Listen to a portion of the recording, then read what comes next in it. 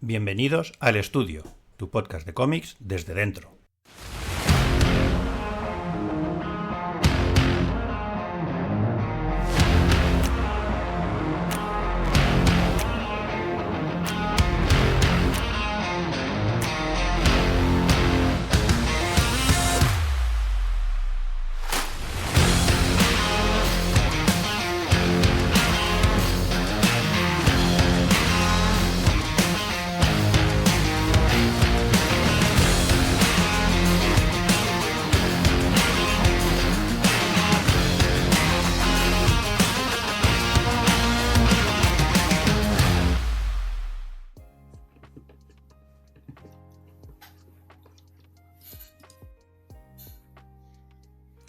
Bienvenidos y bienvenidas a un nuevo número de la serie regular del Estudio, el podcast de cómics hecho desde la trinchera. Hoy vamos a hablar de una leyenda viva, un autor cuya pluma y lápiz redefinieron a los héroes más grandes de Marvel y DC. Desde el drama cósmico de los X-Men a la dinámica familiar de los Cuatro Fantásticos y la reinvención del Hombre de Acero en la década de los 80 o su inolvidable Hulka, no solo dibujó historias, sino que construyó el cómo entendemos a los superhéroes modernos. Su impacto es tan grande que es casi imposible hablar del cómic contemporáneo sin mencionar su nombre. Hoy, por supuesto, vamos a hablar de John Byrne, o John Byrne, que es como lo hemos conocido siempre toda una generación de aficionados. Y para hablar de su figura, su legado y su obra, hoy estamos Cafu, que está trabajando en The Wheel of Doom, el epílogo del evento de One World Under Doom de Marvel y además en portadas de Vengadores y Pantera Negra. Hola, ¿qué tal? Hola, Cafu. Francis Portera, al que encontráis en Hyde Street junto a Geoff Johns y Van Reis en Image. Hola, Francis. Hola, Fernando Dañino, al que encontraréis en Conan el Bárbaro, historias cortas para Heavy Metal. Hola, Fernando. Jorge Fornés, que además de hacer portadas sigue trabajando en ese proyecto aún no anunciado de DC y que ha anunciado para abrir un proyecto basado en el Zorro con Howard Chaykin. Hola, Jorge. Hola, ¿qué tal? Y el que os habla, Raúl Arribas. Y antes de seguir, tenemos una cosa que anunciaros que nos hace mucha ilusión y que ya avanzamos en el programa anterior. ¿Quién quiere comentarlo? ¿Qué vamos a hacer este domingo a las 11 de la mañana?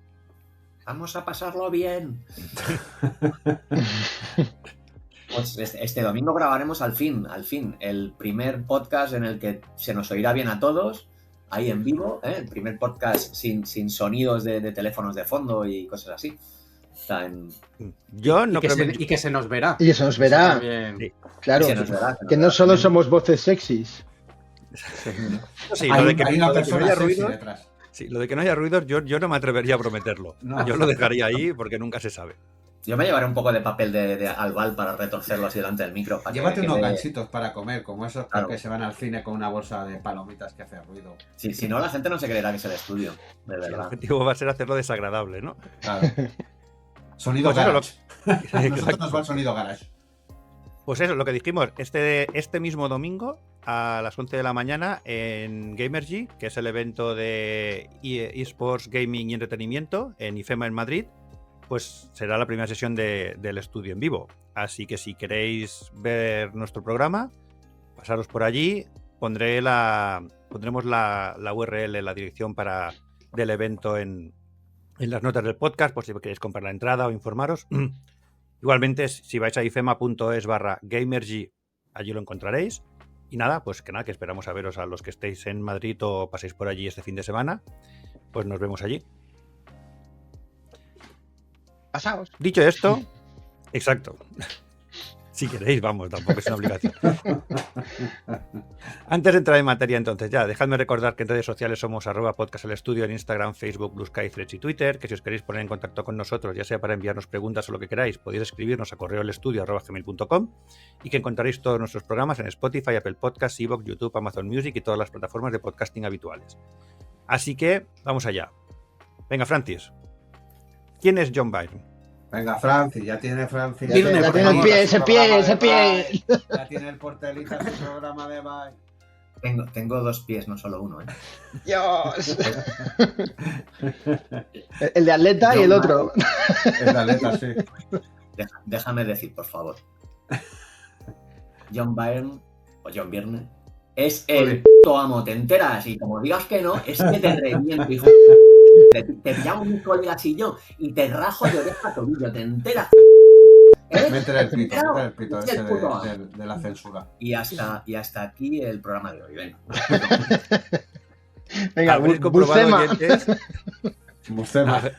Habréis comprobado, oyentes, que a Francis le hacía un pelín de ilusión hacer un programa sobre John Byrne. Y no es el único. Sí, yo creo que de Venga, las va, primeras claro. opciones de programa, ¿no? Que teníamos desde el principio, porque coincidimos la mayoría, como es normal también, por la influencia que ha tenido. Antes Yo de hacer creo un que- repaso así un poco más Sí. estructurado, ¿realmente es tan influyente y es tan importante para artistas como vosotros? Totalmente. Sí. De la Bueno, creo que para el cómic en general, ¿no? No solo para nosotros, para lectores también. O sea, Sí, hubo para una época nosotros- que yo recuerdo que Vine era el sinónimo de top estándar en cómics. Sí. Sí. Para nosotros en Además, concreto que yo creo que piensa- sí, por la piensa edad que igual. tenemos. Habría que preguntar a Sí, las claro. nuevas generaciones si Claro. ya se sigue leyendo Bueno, su pero obra tú entras ya un tanto. poco- O sea, Que yo las tengo una nuevas- las edad. nuevas Que a mí me generaciones- ponéis de jovencito, pero yo tengo 41 tacos. Está o sea viviendo que- de las rentas los últimos 10 años. Claro, yo siempre Hombre, os digo que sí que es verdad que es Yo importante para la gente de nuestra generación. Porque, mi porque cuando adolescencia éramos es en los niños, años 90 y no Claro. había, no había nada que Claro, leer. ahí a lo mejor Entonces no- teníamos que vivir de los 80, como hicisteis vosotros en directo. Pero Claro. yo en diferido. Es decir, pero el tema es que en los 80, y bueno, en los 70 eso no lo pillamos nosotros tanto, ¿no? Pero en los 80, raro era el mes que no tenías 2 cómics de Byrne en las estanterías. Ya ves, sí, Vale. es que. Porque el tío se hacía 3 cómics al mes tranquilamente. Y no solo 2 o 3, sino 2 o 3 con una calidad cojonante. El Rafa Sandoval de los Y yo 80. siempre ¿no? digo que... No, Rafa no ha sido no ha conseguido hacer tantos cómics como hacía este tío. Este tío, o sea, él llegaba un momento que decía que se hacía 3 páginas al día, Madre mía. guión, lápiz, tinta y color. Sí. Ay, color, perdón, y rotulación. ¿Sabes? Y dices, ostras, o sea... Y Y, rotulación. cuando Mm.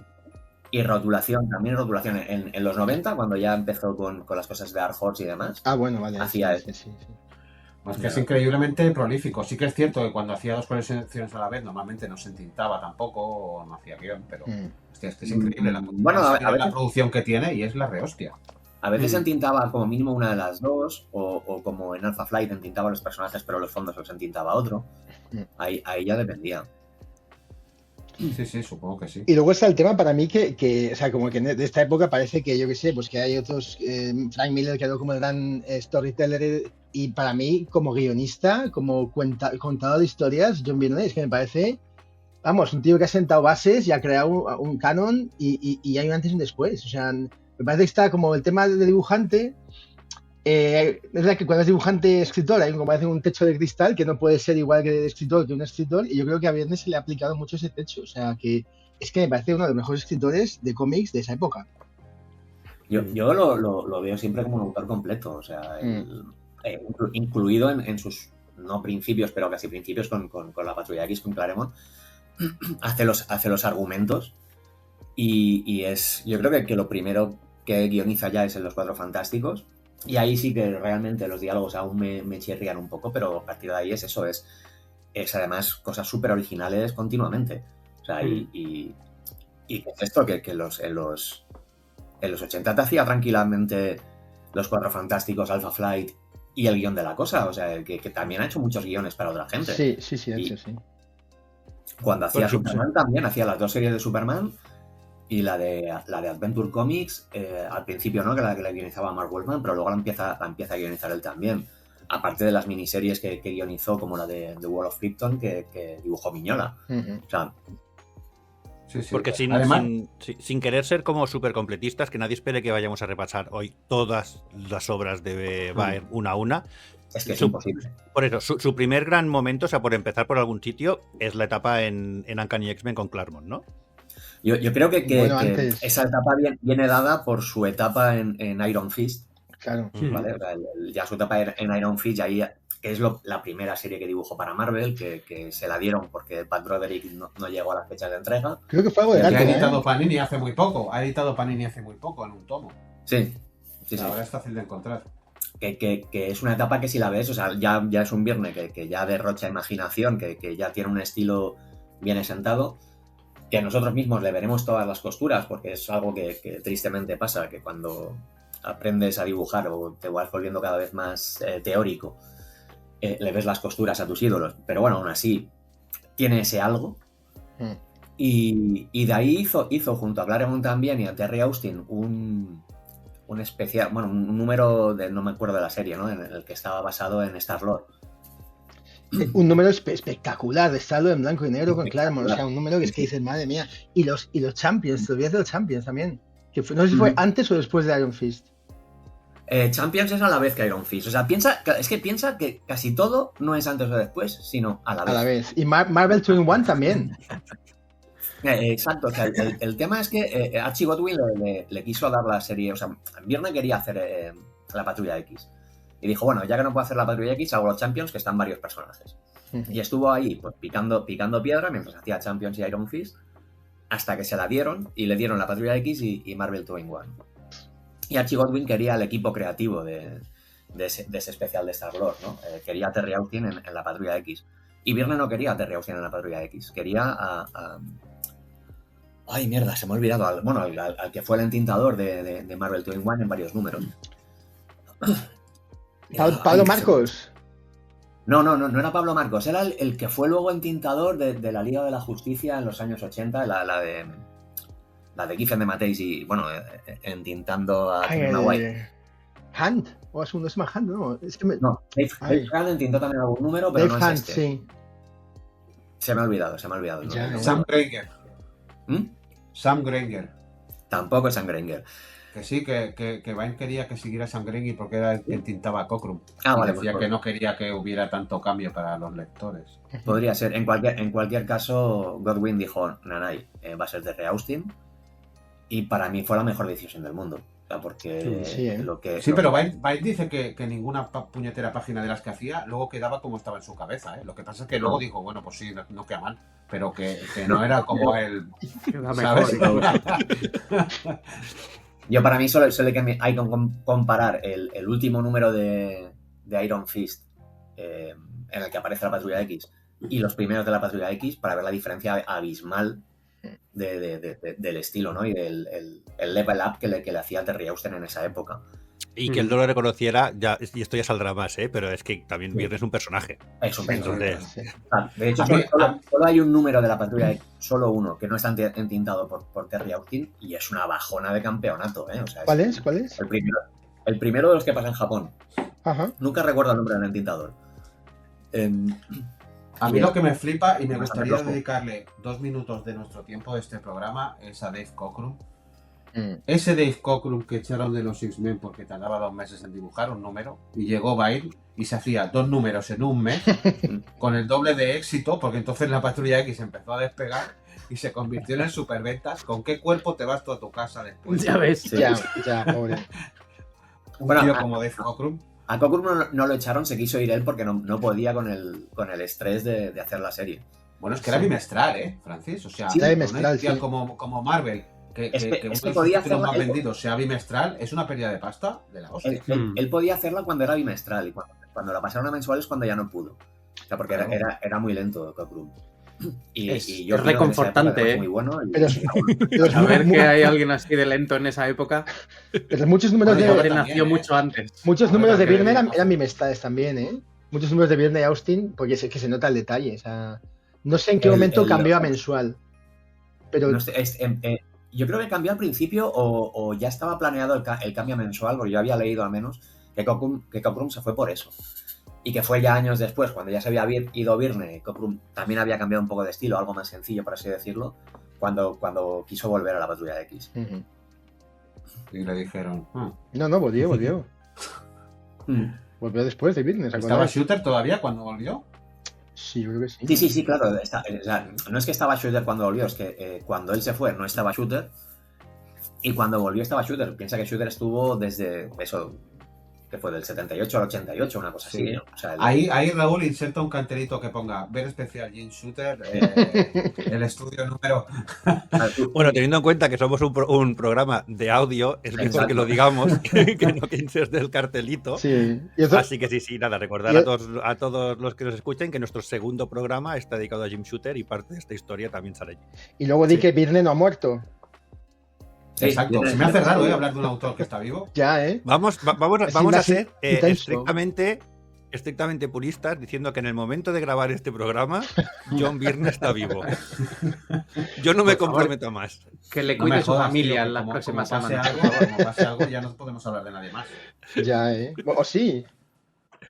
O empezaremos a recibir pagos anónimos.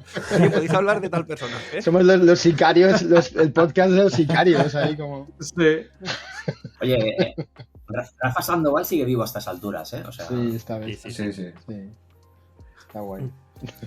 Vale, después de esta etapa, de hecho, él se acaba yendo a los Cuatro Fantásticos porque quiere tener el control total, ¿no? Si no estoy equivocado, él quiere no ser el artista, él quiere ser él quiere ser el creador total del título, y es por ese motivo que hace el cambio, ¿verdad? Los Cuatro Fantásticos. Bueno, y el divorcio con lo de Bueno, Fénix. Exacto, el tema Fénix. Claro. No, el tema no solo fue lo de Fénix, ¿eh? O sea, bueno, para empezar, piensa que mientras hacía la Patrulla X, hizo una etapa muy recordada de los Vengadores. Hizo una etapa muy recordada junto a su amigo Roger Stern de los Cuatro, Sí. de Capitán América. Hizo De una Capitán etapa, América, sí. hizo una etapa previa también junto a Mark Wolfman de los Cuatro Fantásticos. Muy buena. Por Joe Sacco. Muy buena, con Joe Sino espectacular. Esa etapa a mí me encanta, la verdad. Hizo entre medio, por ejemplo, un anual de Hulk entintado por Bob Lighton con el Ángel, que también El Ángel. mucha gente recuerda. Hizo, no sé, es que hizo un Spider-Man montón de también, cosas. algún Spider-Man o algún... Bueno, Sí. Spider-Man hizo porque hacía Marvel 21, Claro, Twin One, que sí. son un montón de números de Spider-Man donde, yo qué sé, donde rescatan al Capitán Britannia, donde aparece Tigra, donde hay un número también con Red Sonja, o sea, también y ese es el tándem Claremont Cockrum.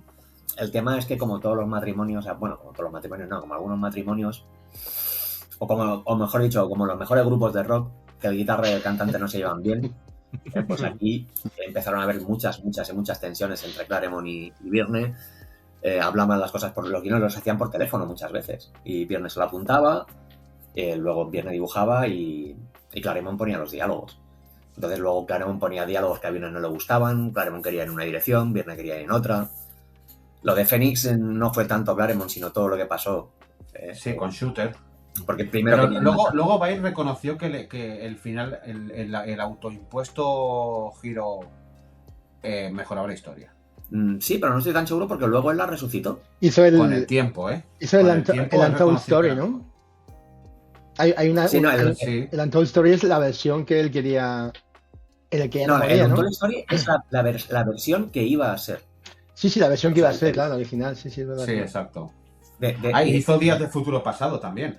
Sí, Eso iba a decir, Casi todo es de la que- mente de Byrne, que plagió un capítulo de Doctor Who. Mm. Sí, Sí, esta es la época en la que grandes sagas que luego en la memoria parece que duraron un montón y en 2-3 números te explicaban sagas que luego han sido mitiquísimas, como Es la de verdad. Días del Futuro Pasado. La saga de Fénix Oscura son unos cuantos números, realmente. Sí, esa más, pero Días del Futuro Pasado, que son 2, 3. Sí, No son creo que sea nueve más y de eso. tres. Esa sí que son dos. Son dos simplemente. Por eso. Es que Y explicaban son los- muchas cosas en aquella época en un cómic. Son Van a por faena, sí. son los No había los llegado dos Bendis. últimos números de Viernes, esos dos, además. Aún no había aterrizado Bendis en el medio. Ujú. Sí, es verdad. No, pero el tema con la saga de Fénix Oscura, por ejemplo, es que originalmente la iban a matar. Pero luego dijeron, no, al final no la matamos. Y se planteó hacer un número más largo. Y la cosa es que como los números en ese momento tenían 17 páginas, hubo un mes que dijeron, no, ahora van a pasar a 22 porque las hemos subido de precio. Y hay que meter 5 páginas nuevas en cada número. Entonces Byrne parió una escena que tendréis en la mente en la que Fénix se va al espacio y se come una estrella, generando que un planeta entero lleno de habitantes muera, ¿no? Se come una estrella caducada. Sí. Y incluso dibujaron ese final, el que luego salió como un Told Story of Phoenix, y dibujaron el número siguiente también entero. Pero claro, cuando vio el Shooter las páginas de que mataba un planeta entero, dijo, no, esta tía no puede vivir, y le hicieron cambiar completamente ese final, ¿no? Y Byrne, como era rápido, pues lo hizo. O sea, y sí, mola A mucho. todo esto, El original. perdona, Byrne se fue de los X-Men porque se fue por eso solo. No fue por eso. O sea, de hecho era porque ya no podía más con con Claremont, o al menos es lo que dice. Diferencia, Hay una sí, escena del número, creo que es el número 139, una primera página en la que Coloso está arrancando un tocón del suelo con unas cadenas, que él le había dicho que estaba lo que estaba haciendo, y Claremont puso algo que no tenía nada que ver con lo que Byrne proponía, y dijo hasta aquí.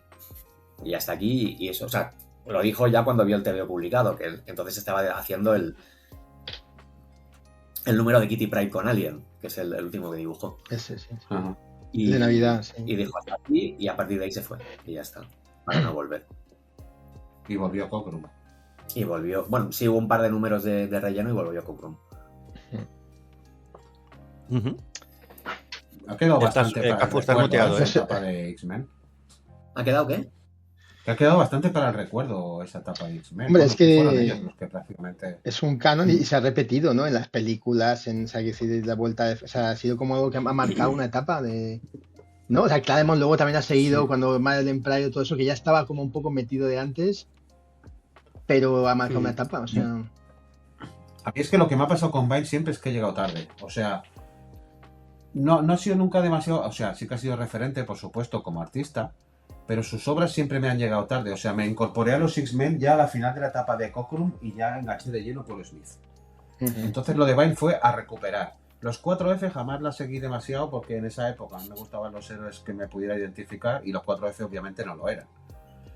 Y siempre lo he pillado aquello que lo he tenido que recuperar ya conscientemente porque no lo he enganchado en la época buena o porque no estaba trabajando en cosas que me interesaran mucho, ¿sabes? Pues te digo que yo me enganché con la Patrulla X también en la misma época que dices tú. A lo mejor no tan al final de la época Cockrum, pero sí en la mitad, en el número 9 de Forum. Sí, ¿vale? Por ahí. Y lo de Viernes se me convirtió en algo, en lo de Viernes y la saga de Fénix Oscura se me convirtió en algo como mítico, ¿sabes? O sea, había visto algún número suelto y me parecía la puta hostia. Y sí, o sea, esas historias eran como grandiosas hasta que se publicó Classic X-Men y ahí es donde empecé a leer en esa etapa. Hostia, Classic X-Men, a mí me mataba lo del Bolton, tío. Ya, es que era, madre mía, sí. No pegaba Michael nada. Bolton, ¿a quién se le ocurrió eso? ¿A quién se le ocurrió No pegaba nada, macho, eso es backups, ¿eh? Tío, era como, bueno, el resto de la historia la podéis leer bien si la buscáis, pero aquí os ponemos un resumen por John Bolton, que además no Michael Bolton es el saxofón. Hasta ahora. He marcado algo de Michael Bolton. Michael Bolton es el de saxofón. Sí. Yo recuerdo un tomo de no sé si era de, ¿cómo se llama? ¿Era Surco o Vértice el que publicaba antes de Forum? Primero Vértice, luego Surco. Surco publicó 6 números nada más. Pues es que yo recuerdo que empezaba con el episodio ese de Proteus, que a mí me dejó flipado, que va en Irlanda y el hijo de Xavier, y luego ya enlazaba con la historia del Hellfire Club, y es que ese tomo me lo habré leído como, no sé, 20.000 veces, macho. O sea...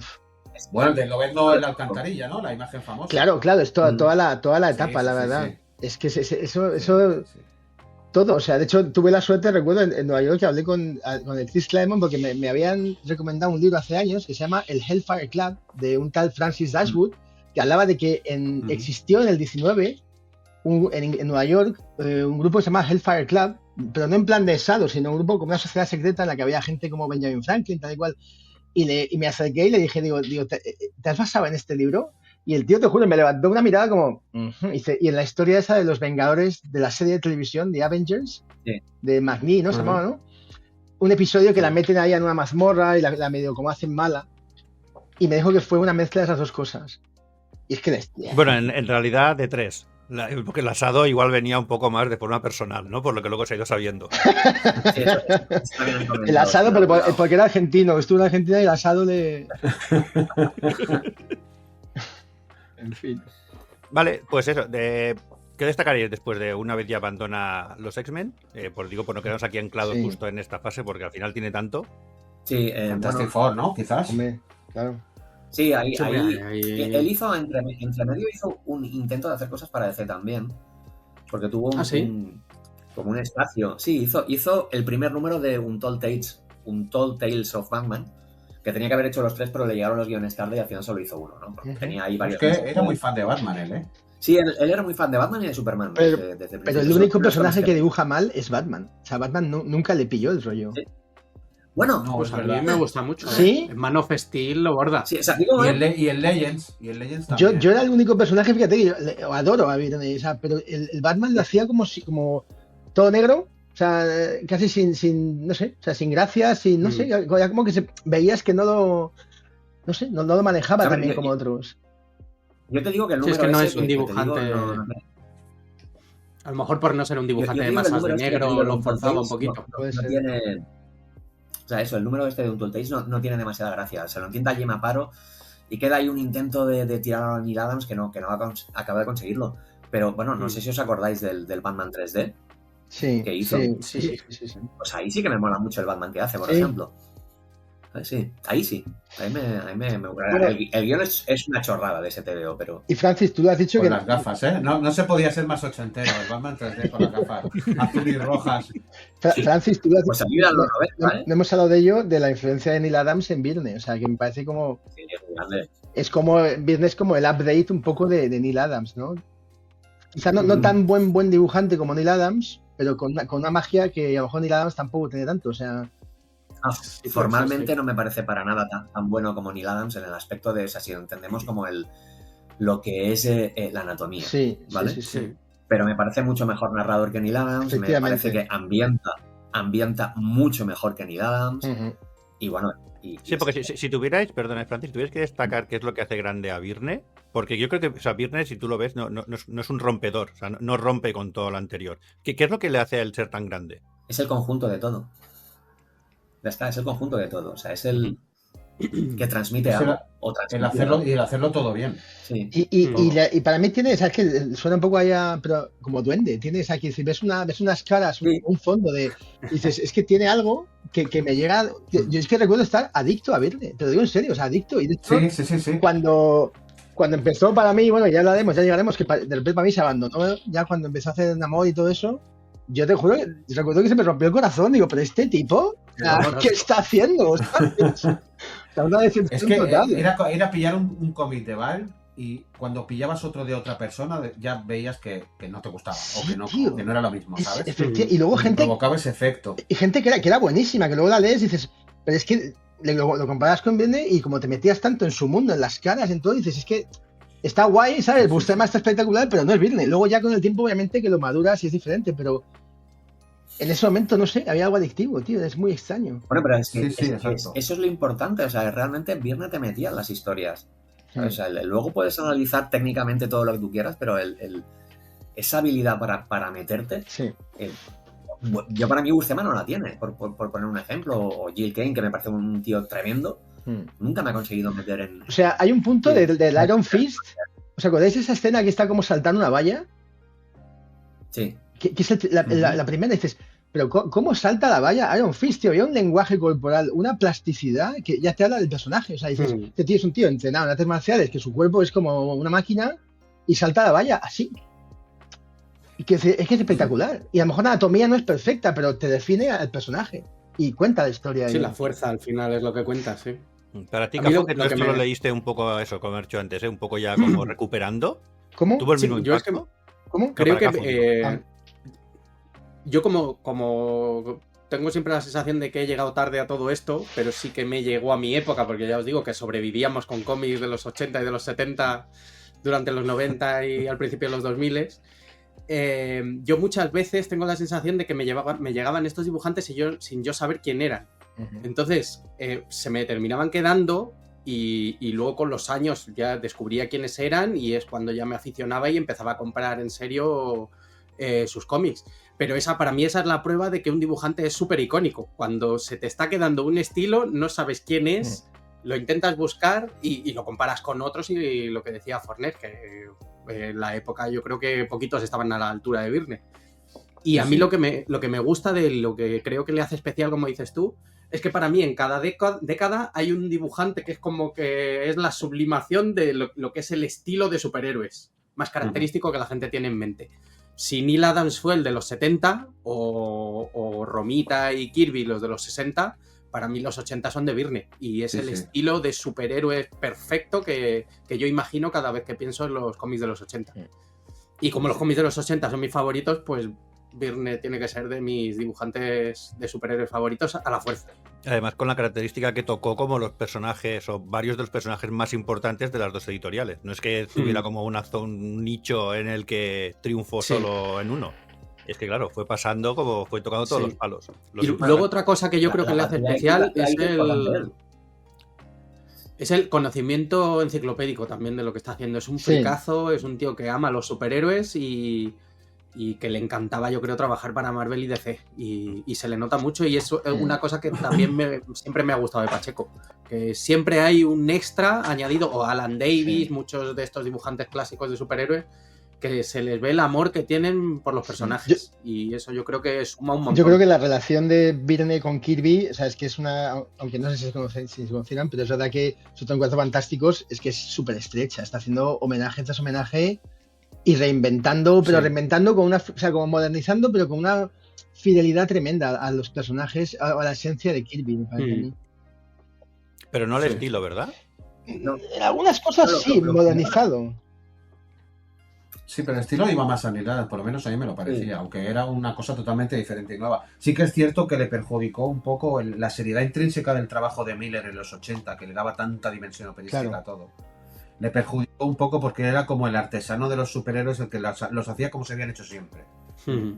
Y quizá era así que nos queda, por lo menos a mí, que a Miller como el gran autor de los 80 por encima de él, por lo menos para mí. Sí, pero por ejemplo, o sea, como se hacían siempre, obviamente, en cuanto a estilo, pero en cuanto a narrativa, los Cuatro Fantásticos te hacen un cómic en horizontal. El otro, que una historia es en la Tierra, en la parte de arriba, y en la franja inferior en el infierno. O sea, con una continua experimentación narrativa. Que es que... Pero expandiendo los límites. Los cómics para adultos estaban ya en la puerta. Claro. Las grandes historias para adultos, y eso lo dejó un poco ahí como fuera de época, ¿sabes?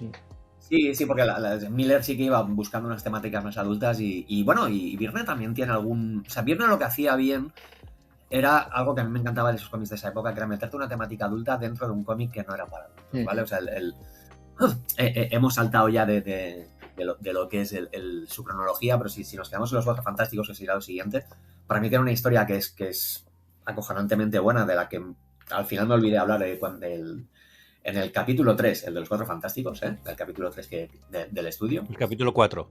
¿El 4 fue? Sí, 4F, sí. Es verdad, el 4, perdón, el 3 fue de Superman. Aquí no damos puntadas sin hilo, aquí encaja todo. Claro. O sea, en el 5 tenía que haber aparecido Doctor Muerte y no apareció.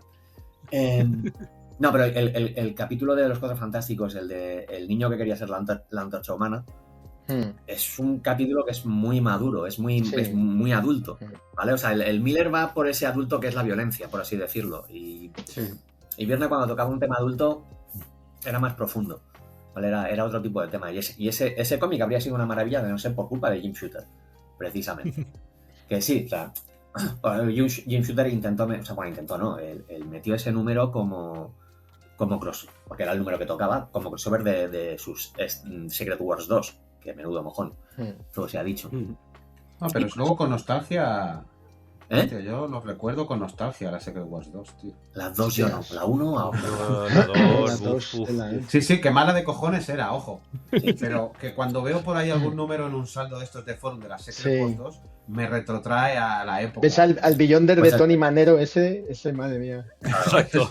Madre mía. El tema es que... Vestido de blanco con hombreras. O sea, es que... Yo me tuvo que meter en ese capítulo al Beyonder de Tony Manero, que queda como un pegotazo de campeonato, y se ofreció a cambiar las páginas gratis, o sea, cambiar las páginas en las que aparecía, redibujarlas gratis, para una futura recopilación de los Cuatro Fantásticos, y Marvel le dijo que ganáis. Y dices, ostras, que ganas de cagarla, ¿sabes? Y de tener ahí algo de un crossover que no pega. Pero bueno. Es lo que hay. Se está oyendo bien, que juraría que se han congelado Raúl y Fornés al mismo tiempo. No, yo os escucho bien a todos. Estamos, sí. Yo también lo escucho bien, sí. ¿Puede ser que tú nos escuchas con delay, Cafu?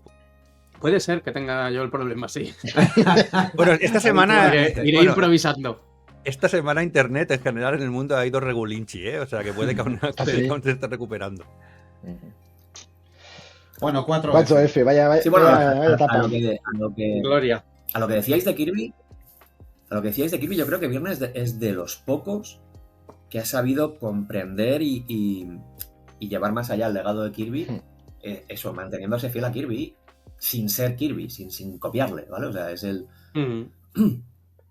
Es todo lo que decíais, ¿no? De que los Cuatro Fantásticos siendo muchas historias deudoras de esa época de Kirby, va siempre hacia adelante. Cosa que luego repitió en de las pocas cosas para mí, bueno, de las pocas cosas, sí, de las cosas salvables de Byrne ya en los 90, que es cuando trabajó en el Cuarto Mundo, que a mí me parece muy chulo. ¿No? Vosotros de los 4F. Yo es que no estoy muy puesto en los 4F, o sea, él tuvo 2 etapas, ¿no? Sí. Pero la primera no como completo, sino como dibujante nada más. Sí, con Sinnott. O sea, que hizo como Frank Miller en Daredevil. Primero lo entró de dibujante, se fue el guionista y le dijeron, oye, ¿quieres seguir con esto? No, estuvieron separadas. No. Que lo hago mejor. Son separadas, o sea, él hizo una etapa, sí que hizo 2 números como guionista que tenían que ser para un especial de Coca-Cola, pero Coca-Cola dijo que era muy violento y al final fueron 2 números normales. Después tienes la época de... ¿Que era muy violento? Para Coca-Cola. ¿Descabezaban al oso o qué? No, pero Coca-Cola era así, yo qué sé. Y eso fue en el 80, creo, o algo así. Joder, en los 80 que alguien dijera que algo era muy violento, me parece. Sí, porque las películas... O sea, ¿cómo sería, sabes? Pero bueno. Visto lo que nos llegó, ¿cómo sería lo que descartaron? Que tenías al Predator arrancando espinas dorsales de la peña Rambo, en pantalla grande. O sea... Sí, bueno, pero eso en el cine, en los cómics, ¿no? No tenía esas cosas todavía. Joder, tío. No, pero entre etapa de Byrne y Byrne está la de Sienkiewicz, por ejemplo, y imagino que algunos números más de otra gente.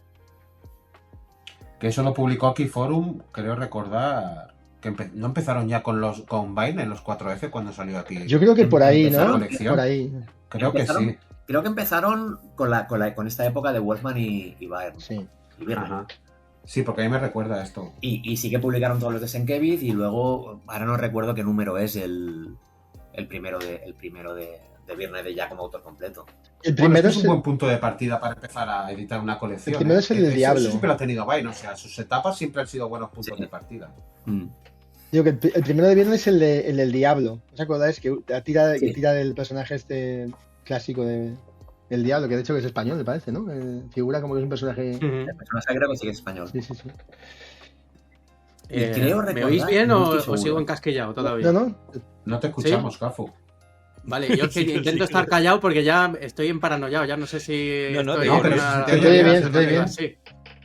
Porque yo a Francis le estoy oyendo de puta madre, pero los demás estáis como congelados, haciendo cosas raras. Pero bueno, me está hoy la conexión troleando. Pues a ti se te oye y se te ve perfecto, o sea que no debe ser la tuya. Qué bien. Lo que iba a decir es lo que ya hablamos en su momento en el programa de los Cuatro Fantásticos. Para mí estos son mis Cuatro Fantásticos definitivos, los de Byrne. Es la etapa que más he leído, con diferencia. Y para mí es la esencial, vamos, es la evolución de lo de Kirby y Lee, que a lo mejor es más árido de leer ahora mismo. También la he leído y no es algo que se disfrute tanto por todos los años que tiene. Pero la de Byrne yo la seguiría recomendando a todo el mundo todavía. Y lo que comentamos en ese programa es que Byrne fue como la modernización de esas historias de Lee y Kirby, añadiendo muchos conceptos nuevos y trayendo cosas de aquella etapa, pero como expandiendo los límites a lo bestia de lo que ya se había hecho. Y luego esto con una diferencia de 20 años entre etapa y etapa, esto luego lo intentó hacer Pacheco 20 años después y ya la sensación fue un poco ya de teléfono escacharrado, que ya era como la modernización de la modernización. Ahí yo creo que no funcionó tan bien, pero aún así me flipa, como también dijimos en ese programa, la etapa de Pacheco, porque está homenajeando la que es mi etapa favorita, que es esta de Byrne. Que para mí, ya os digo que es la etapa definitiva, vamos, de los personajes. Sí. Además que Pacheco era muy Vine también, o sea, también. Su estándar de TVO de cómo tendría que ser un cómic de superhéroes está muy cercana a lo que tenía. Bueno, es que ahí lo estás diciendo, es que Byrne marcó el estándar de lo que tenía que ser un cómic de superhéroes. Sí, es que fue así. ¿80? Curiosamente, siendo él inglés canadiense, Carlos siendo español, y definiendo un poco lo que tiene que ser el cómic americano. Bueno, Viernes se nacionalizó americano, o sea, estadounidense ya en el 88. Sí, pero que no era de nacimiento, o sea, que no era un americano de pura cepa. No, pero él se sentía, o al menos en aquella época, hacía mucha bandera de ser canadiense, ¿no? Porque al final el que le da como preponderancia a Lobezno, si no recuerdo mal, es él. Sí. Porque al final Lobezno era mucho más secundario en la patrulla y es que pues el canadiense, pues este lo potencio yo porque me gusta. Y luego obviamente supongo que ahora hablaréis en algún momento de Alpha Flight, que se va a hacer directamente en la patrulla X canadiense. Lo iba a utilizar de enganche, lo de... Sí.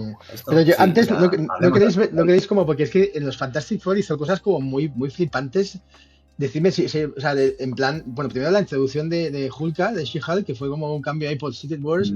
Luego el tema de que me parece que era como que Alicia, ¿no? Alicia Franklin se lía con Johnny Storm. Alicia Master se lía con Johnny Storm. O sea, que es como un giro súper... O sea, me parece como yo estaba diciendo, pero qué hijo de puta, o sea, de verdad. Pero a la vez le da una vida, un melodrama a la historia que te engancha. Digo, ¿de verdad? La única persona ciega que quiere a la cosa y se lo liga al guapetón que puede tener a todas. O la historia cuando... Coño, el culebrón, el culebrón. Claro, o cuando se lía con Nova y se la lleva a Galactus. Que son historias como que te dejaban desalmado. O sea, ya como... Sí. Bueno, pero de hecho lo de que Alicia se líe con Johnny, que es un mujeriego que solo se fija en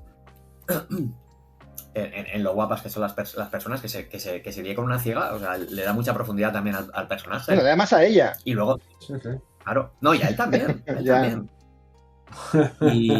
Y luego eso hace que su Storm tenga un aborto. O sea, ¿cuántos abortos habían visto los cómics? Totalmente, y le cambió el nombre de Invisible Girl a Invisible Woman también.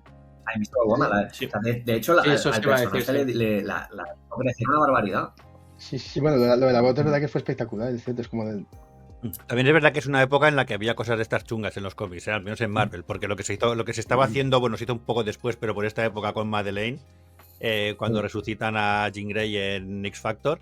Buah, esto lo piensas y cómo deshumanizan al personaje, cómo se lo quitan de encima y todo. Pues esto es culpa de Byrne en parte. Sí.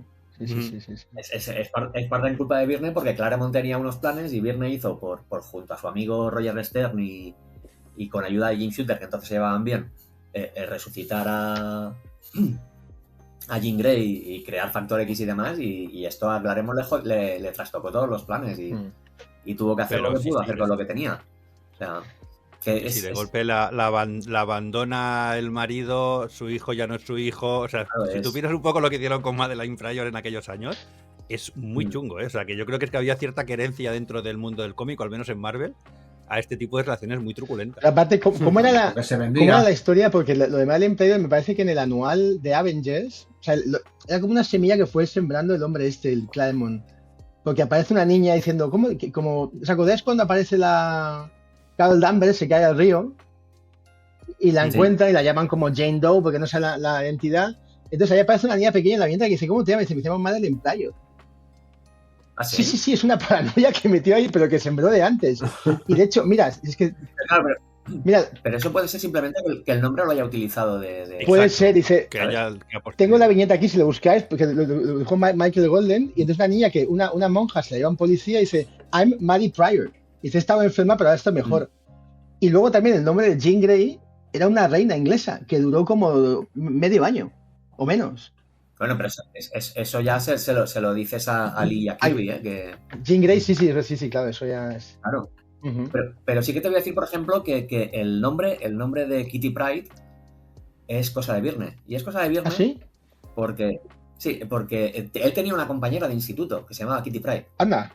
Y le puso ese nombre cuando crearon al personaje, en Byrne le puso el nombre. Ah, qué bueno. Se ve que años después, esta chica le vino o sea, esta chica que había visto al personaje y demás, le vino a Byrne en una sesión de firmas, él le dijo, hola, soy Kitty Pryde.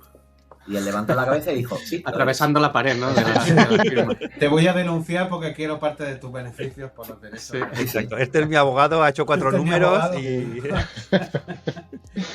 Pues tiene cosas chulas como el juicio de Galactus. Espectacular, o sea... un poco para... Sí. ¿Sabes? O sea, son etapas, lo que dice Cafu, icónicas. El capítulo en el que el hijo se hace mayor.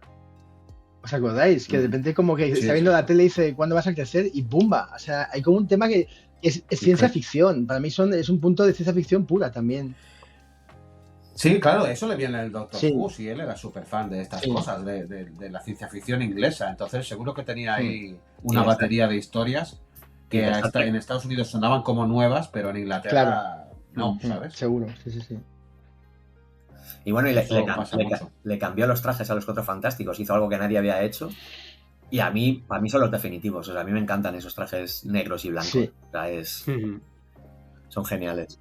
Lo de negro está bien pensado para dibujar menos. Sí, por eso me O sea, encanta. es que mola, tío. Sí. Luego en esa época hay dentro de los experimentos estos, hay un par de anuales que me parecen geniales. Uno de los Cuatro Fantásticos y uno de los Vengadores, que son crossover entre sí. Uno está guionizado por Roger Stern, el otro está guionizado por Byrne. Y hay un número de páginas que están repetidas, que son las mismas en los dos anuales. Pero unas están entintadas por Kyle Baker y las otras por Joe Sherman. Vale, sí. Y es acojonante ver la diferencia. Sí. O sea, y esto es para que la gente aprecie lo que hace un entintador. O sea, lo que te puede cambiar un dibujo con un entintado diferente. Ya ves. Sí. Y en una época en la que los lápices tampoco estaban tan acabados, que es como que ya también se confiaba en que el estilo prácticamente de los acabados los pusiera el entintador, o sea que... Díselo a Klaus Jansson. Ya ves. Sí, y aún así te mantuviera... O sea, el que te cambia el estilo, te cambia el acabado un entintador, pero te mantiene el estilo. O sea, si tenías un estilo muy, muy marcado, como es el caso de Byrne, se quedaba. Sí. Excepto en el caso de la primera historia que hizo para Marvel, Byrne, que es una historia corta para un número de Drácula, que la entintó Rudy Nebres, y tú no ves a Byrne por ningún lado. De la tumba de Drácula, sí, efectivamente. Sí. ¿Habéis trabajado con entintador alguno? Sí, ya hablamos de eso. También en un capítulo anterior. Yo es que me gustaría, por curiosidad, saber cómo quedaría, yo qué sé, mi trabajo entintado por alguien. Yo te entinto, Fonel, yo te entinto. Con alguien lo más diferente a mí posible. Trabaja con Bobby Chase. Yo aparte... Que te ponga un entintador de estos de los 90, que ya veas que gusto, ¿no? Sí. No, pero es que por cierto, tengo que contar una cosa de Bobby Chase con Byrne ahora. Que tenemos en común y he flipado. Documentándome, he flipado de que tengo una cosa en común con John Byrne de mi pasado traumático y ahora me hace más gracia por eso, porque le pasó a él también. Qué bueno.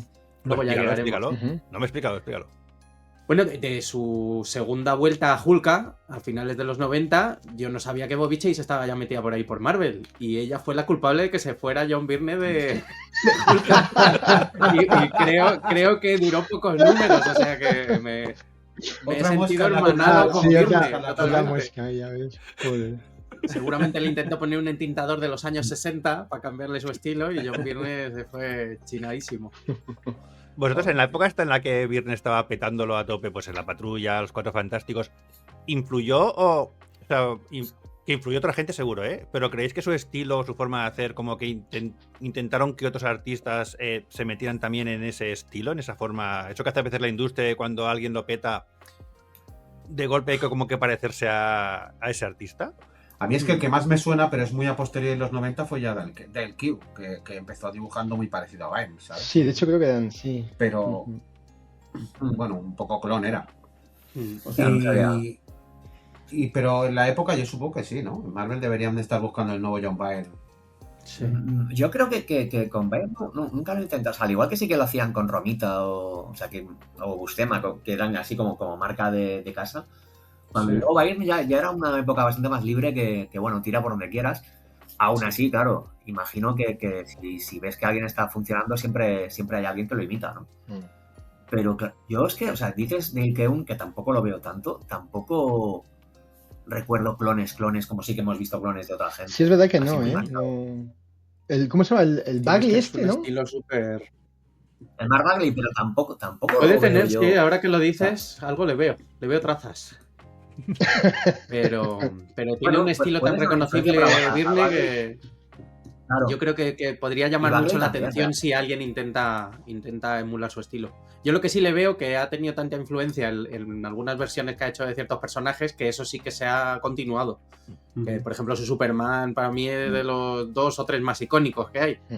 Y seguramente ha influido muchísimo desde su Man of Steel para mí la versión moderna de Superman de los cómics viene de ahí. Totalmente. Sí, bien, definitivamente. O sea, Mm. Superman que ¿Creéis conocemos que- nosotros viene de Byrne. Claro, ¿creéis que después de Cuatro Fantásticos ya el siguiente salto grande o el siguiente proyecto importante es Man of Steel? No, bueno, no, yo entre medio Alpha veo Flight Alpha antes, Flight. ¿no? Alpha Flight, Ah, es verdad, es verdad. porque es esto, si decimos que en los Cuatro Fantásticos era original, en Alpha Flight no se quedaba atrás. Hombre, es que es... Sí, pero no tuvo tanto éxito Alpha Flight, a nivel de ventas y tal. Bueno, porque ya era un concepto difícil. Mm. Ya era un concepto difícil porque claro, él quería hacer una serie de grupo en la que en ningún capítulo se viese el grupo entero. ¿Sabes? Más que el primero. Si te fijas, casi todos los números se basan en un personaje o en otro. Me imagino cuando vendió la idea a Marvel. No, quiero hacer... Oh, qué guay, encantado. No, que quiero hacer uno que nos hagan todos juntos. Ya estamos. Sí, ya está el canadiense aquí liándola. Una buena y idea y la ha jodido. todos Todos canadienses. canadienses. Todos canadienses. Es una cosa que seguro que ayuda muchísimo en las ventas en Estados Unidos. Pero ese tipo de narrativa luego se ha copiado hasta la saciedad. No sé si fue el primer, pero eso de cada capítulo dedicado a un personaje y que así vayas contando la historia, pero focalizando cada capítulo, esa estructura se ha copiado, vamos. Y fue de los primeros en hacerla, la verdad, no sé. A mí me encantó Alpha Flight también, Me parecen unos personajes súper originales, la verdad, una historia que... Buah, es que te no sé. O sea, Yo volví a llegar tarde. O sea, el primer número que compré de Alpha Flight es el que muere el Vindicator. Hostia, toma ya. Ya has hecho un spoiler. Me comí el spoiler directo. Hola, Claro. yo no lo sabía. ¡Ah, qué spoiler! Sí, pero mira, esto entra dentro del original también, de decir, venga, al final del primer año me cargo al que parece que es el prota principal. Sí. Venga, fuera. Sí. Muerto. Y además él dijo, está muerto, no Total, lo total, resucito. Bueno, Un pues poco no luego a su como Jean mujer, ¿no? Grey y lo que me han hecho, ¿no? Pero es que es verdad que tiene uno de los tropos que tiene es convertir a las mujeres en malas. O sea, Jean Grey se me hace mala, la bruja escarlata se convierte en chitón. Igual aún le pasa. No, pero eso no es cosa. Espérate. Eso no es cosa de él. La mujer invisible se convierte en Malice, ¿os acordáis? Cuando llega el Hate Monger. ¿Cuál Sí, más? sí. ¿Cuál más? Hay más casos, que había otro más. ¿Verdad? Bueno, y las del Club Fuego Infernal, es que le van las dominatrices. Sí, había un punto Yo ahí. iba a defenderle por ese Había tema. un punto, sí, total. Sí, igual eran señales que no supimos ver, ¿eh? Sí.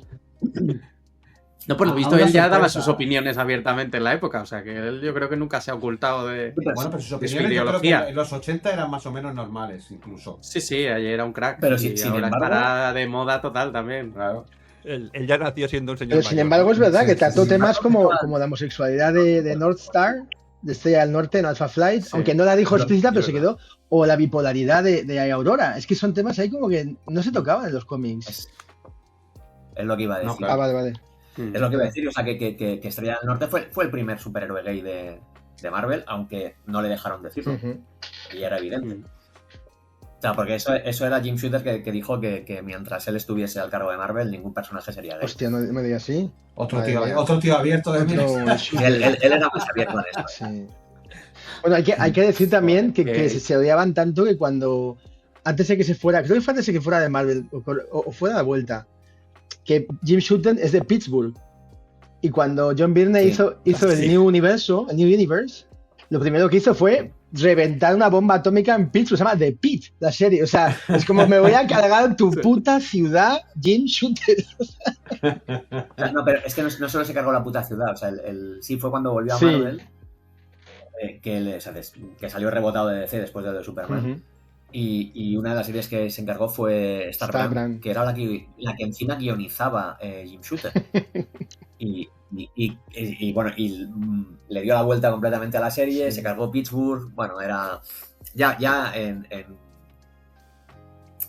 la miniserie Legend en DC ya hay una escena que no está guionizada por Strander, que está guionizada por él, en la que se carga un personaje que es Jim Shooter básicamente.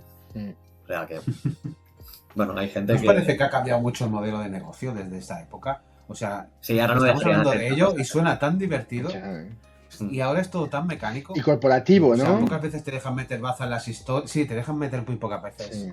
baza en las historias, esa interrelación que había entre guionista, dibujante, editor, que igual estaban a hostias, como que estaban comiendo juntos, como que... Sí, lo iba a comentar antes, cuando habéis hablado de la relación que tenía con Claremont. Que muchas veces te preguntas cómo pudieron crear tanto en tan poco tiempo y cómics tan buenos, pero yo creo que es lo que tú estás diciendo, es primero la pasión que tenían, que hoy en día es, pues eso, un poco más frío, más robótico en general, yo creo, la creación de cómics de superhéroes. La pasión que tenían, las ganas que tenían de, pues eso, de expandir los límites del género, de contar historias nuevas, eran unos genios creando, yo creo, eran pues lo que se habla siempre de Kirby, que era un torrente de ideas continuo, pues esto es como que lo continuaron un poco. También tenía mucha más repercusión, ¿eh? Estamos hablando de que creo que el primer número 1 de Superman de Byrne vendió 2 millones de ejemplares. Ya ves. O sea, es que todo lo que tenías adquiría mucho más dimensión que ahora. Ahora es todo tan efímero que parece que estés trabajando para no trabajar en lugar de al revés, ¿sabes? Sí. Y mucha gente que además de los jóvenes que eran... Pues sí, además de los jóvenes que eran cuando decían según que estas cosas, o sea, piensa que cuando hacían la Patrulla X, Claremont y Byrne no tenían 30 años todavía. No había internet, no había este rollo maloso de las redes sociales de que te pueden aparecer a que has hecho un cambio. No sé, es diferente, ¿sabes? No había spoilers como hay ahora. No había internet, pero sí que había cartas. O sea, cuando murió Jean Grey, les cayeron cantidades. Sí, todo eso entiendo que era como las ventas. Indigentes Claro. Indigentes, es verdad. Cantidades indigentes de cartas. Estaba mal la cosa. Pero eso, que tanto las cartas como al final las ventas, al final es una información que recibías como mucho más tarde. Sí. Entiendo que entonces, claro, todos los cambios y los impactos se suavizaban. Las amenazas de muerte llegaban ya cuando ya te habían matado. Claro. No como ahora que sale el número y a los 10 minutos supongo que los primeros, los editores en las editoriales están mirando qué dice la gente, qué opinan, las críticas. Sí, hoy en día no se puede escapar como de eso. Claro. O aún no había salido, a veces no ha salido todavía el número y ya están rajando. O sea, es que sí, antes todo supongo que se suavizaba porque al final todo era como más diferido. Entonces te llegaba lo que la gente opinaba hace 3 meses, ¿no? Más o menos, o 2 meses. Sí, pero todo se iba. Y no había una imagen global de eso. O sea, si llegaban cartas y ellos se las callaban, pues ya está. Exacto, la gente no lo sabía. Ahora las críticas son públicas. Timmy de Minnesota no sabía que había 3 millones más como él en Twitter escupiendo mierda por la boca. Como aquel pobre desgraciado que mandó una carta y se la publicaron en el segundo número del Batman año 1 diciendo que habían cogido el peor dibujante posible para la serie. Y que ahora es digna de enmarcar la carta esa, ¿sabes? Y seguro que con nombre y apellidos, ¿no? Ahí sí, hombre, claro, yo la tengo por ahí, o sea, ya te la pasaré para que la cuelgues. Un visionario. Un visionario, sí. ¿Qué destacaríais más de Alpha Flight, aparte de lo que habéis comentado? Si es que hay algo más que destacar. Yo propongo usar a Timmy de Minnesota como cuando queramos decir algo como equivocado, de verdad, como va a ser un running gag de Timmy de Minnesota. ¿Qué diría Timmy de Minnesota de esto? Porque es que me ha parecido... He de decir que no es la primera vez. No es la primera vez que menciona al Timmy de Minnesota en el estudio. Hay que darle una biografía a ese hombre, te lo digo en serio, ¿eh? Sí. Yo sin ser un gran fan de Byrne, desde fuera, Alpha Flight, o sea, soy un gran fan de Byrne, pero no soy muy conocedor de su obra. Me parece una obra menor, a pesar de que tuviera mayor vínculo emocional con ella, en su carrera, Alpha Flight. Tenía mucho vínculo emocional al principio, pero se cansó enseguida de Alpha Flight, o se quedó sin... Quizá porque no le dejaron hacer... Puede ser, no lo sé. El tema es esto, es que al poco del segundo año se cansó tanto que cambió la serie. Se cambió la serie con Bill Mantlo y Mike Mignola, que son los con lo que continuaron la serie después. Yo he de decir que es que recuerdo Alpha Flight, que es una serie que yo tenía muchas ganas de que me gustara mucho y me iba costando. Sí, es durilla. Pues a mí me gustó, no sé. Sí. A mí me gusta. Sí, pero yo creo que era como, ostras, yo empezaba y decía, ostras, es que esto me va a encantar. Y luego por lo que fuera, como si fuera la patrulla.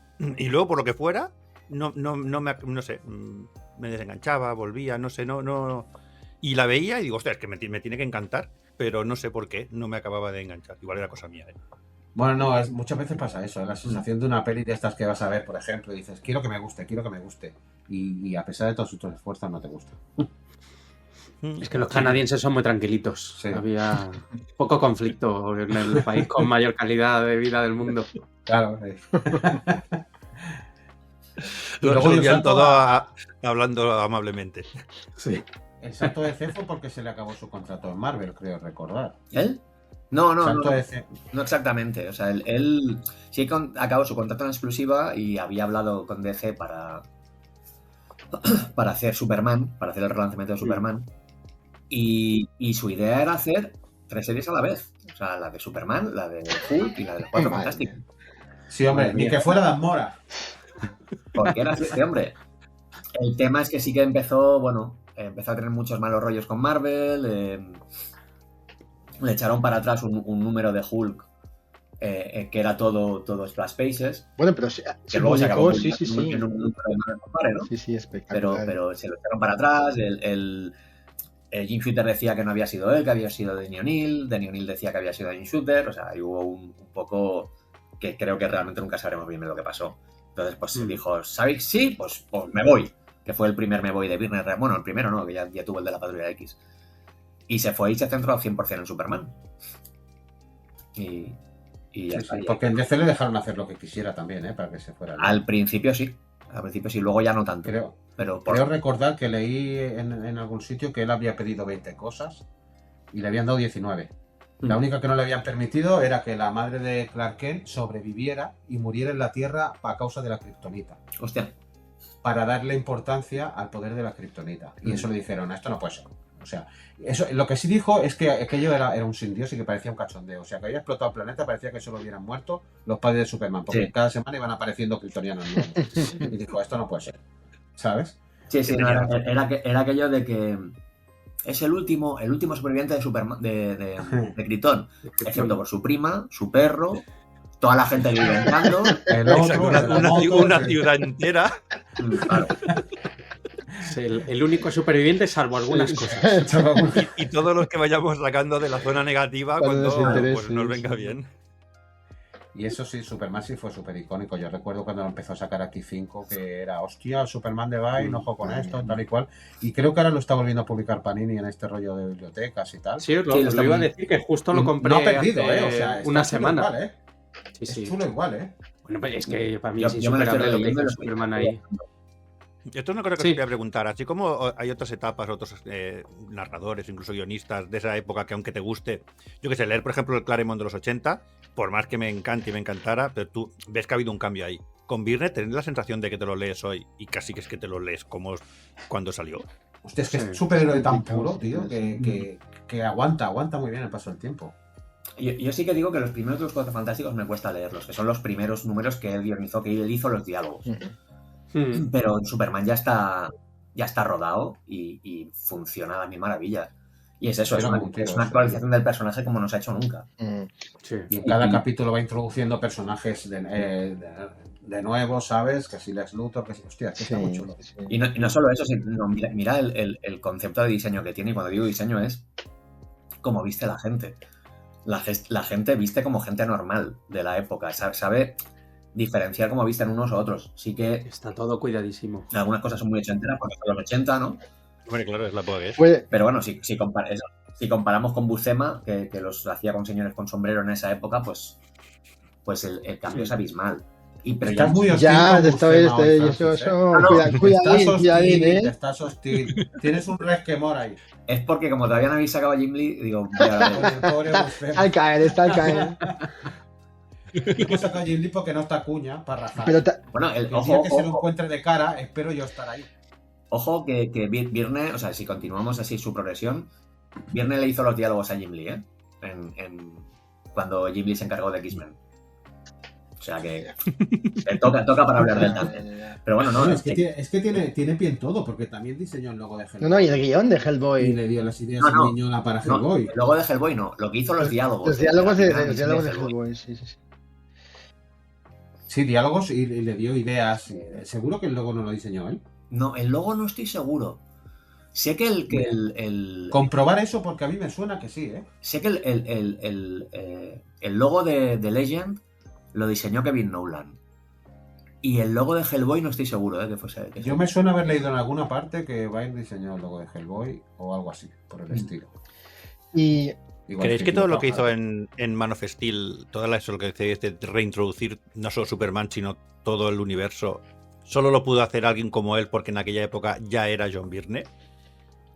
Y hacerlo con gracia. Porque es como darle las llaves de tu personaje más emblemático, aunque no sea el que más venda. Es que es lo que decías, es que lo rehace todo. O sea, sí, pero es que volvemos a lo mismo. Es que Superman siempre ha sido un puto fracaso en ventas. Claro, era fácil que te dejaran jugar con él dentro de unos estándares y más a un autor como Byrne, que venía de lo que venía. Porque tienes el punto de que le robas un autor estandarte a Marvel, que eso DC siempre lo ha ido y a los otros también. Relanzar Superman, que no tiene nada que perder porque ya no vendían. Pero aparte, el contexto de después de las crisis, en las que también se hizo un reboot de Wonder Woman, Flash, entonces, quiero decir, en ese contexto creo que estaban haciendo un reboot de todo y John Byrne fue a hacer un reboot del departamento de Superman, entonces no creo que fuera tanto por ser él, o sea, él tuvo la capacidad de hacerlo espectacularmente bien, pero era, claro, el hombre perfecto en el momento. Y una cosa perfecto. que hizo, como creo que un poco dijo, como basada un poco en la peli, también era como hacerle menos poderoso a Superman. O sea, reducir un poco los poderes para darle más conflicto, más vulnerabilidad, más humanidad al personaje, que yo creo que es un poco la clave de esa etapa también. Sí, un poco lo que se ha hecho ahora uno de los momentos más aburridos siempre de Superman. Esto se hizo un poco en general en el post-crisis, lo de reducir un poco el poder a algunos personajes, porque con Flash se hizo también. Bueno, que ya no era ya no era Barry Allen, era Wally West, pero a Wally West también la habían reducido. Se cansaba, recuerdo, sí. Es que eso es un clásico, ¿no? Porque al final tu personaje lo vas haciendo evolucionar y llega un momento que si es tan poderoso, ¿cómo explicas una historia? Esto la pasa hasta Son Goku. Sí, yo Son Goku lo pongo como ejemplo de decir, te estás pasando 3 pueblos. Hay un momento que, bueno... El poderoso personaje. Luego tienes que acabar mandándolo al espacio, haciendo space operas aburridas y tal y cual, y acabas como Gina Starlin. Sí, bueno, y teniendo que matarlo durante periodos para que los demás hagan algo, porque claro, si está él, no hay nada que hacer. Exacto. Y aquí, pues, luego en este también viniendo de Marvel como venía, que... Claro, por eso se decía que trajo un poco el estilo Marvel de hacer a los personajes con pies de barro y con debilidades, inseguridades, pues llevó ese modelo también a DC y yo creo que cambió lo que es el estilo en general de la editorial. Sí, él y Denny O'Neil, creo yo. Que trajeron historias más urbanas y tal.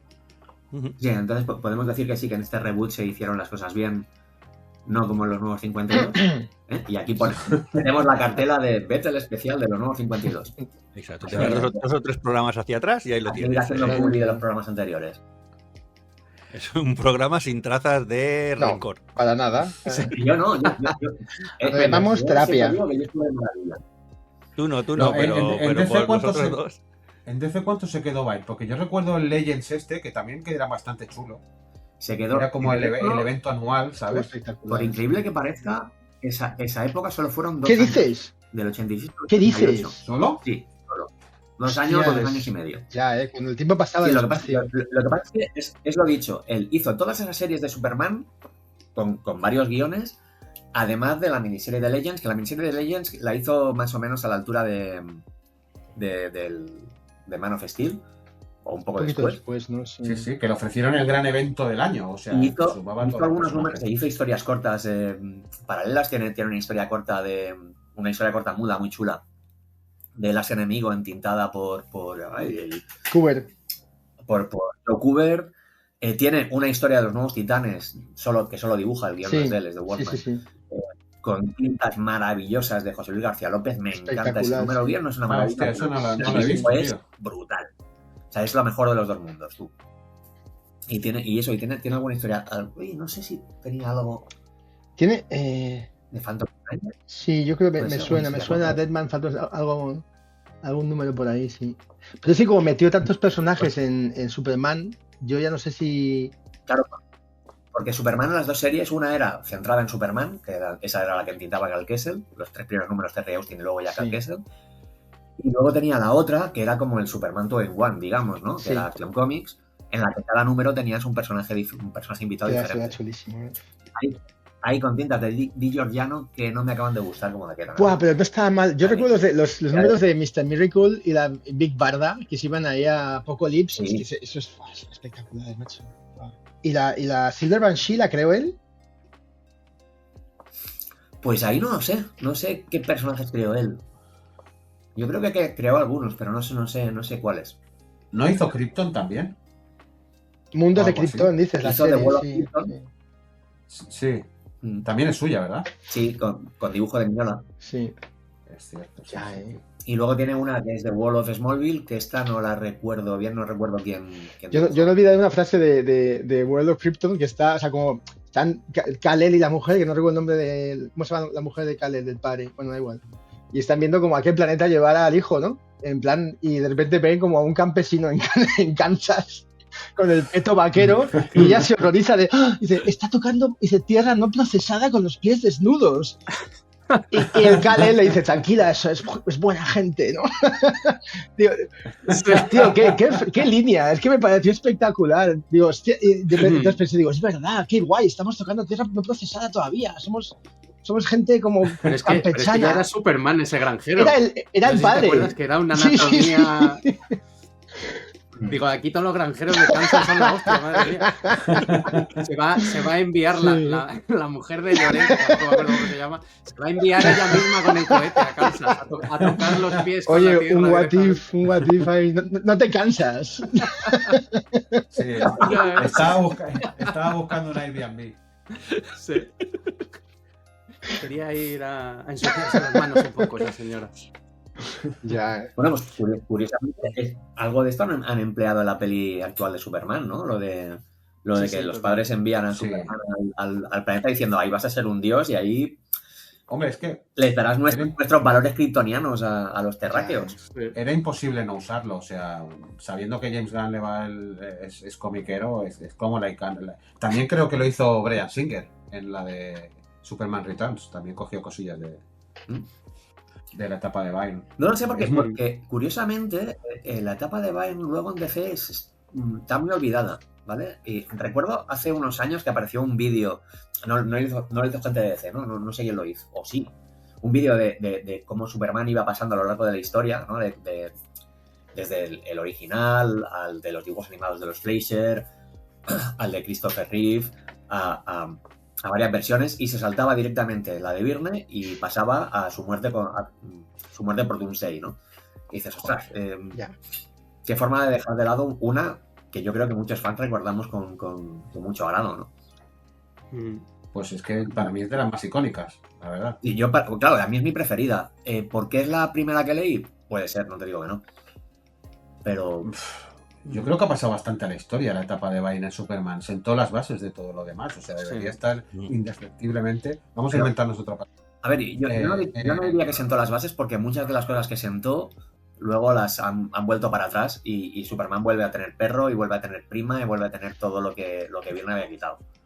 ¿Sabes? Y en muchas cosas han ido Pero eso es un poco al original. eso es un poco el ciclo de la vida en DC, ¿no? Claro. Sí. Sí. No sabemos ya qué más meter, pues habrá que recuperar cosas. Le dan que una sean malas. vuelta más al ciclo de DC y ya está. Y volvemos un poco quitamos todos los personajes, los vamos reintroduciendo.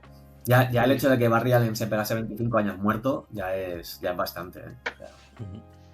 O sea, Sí.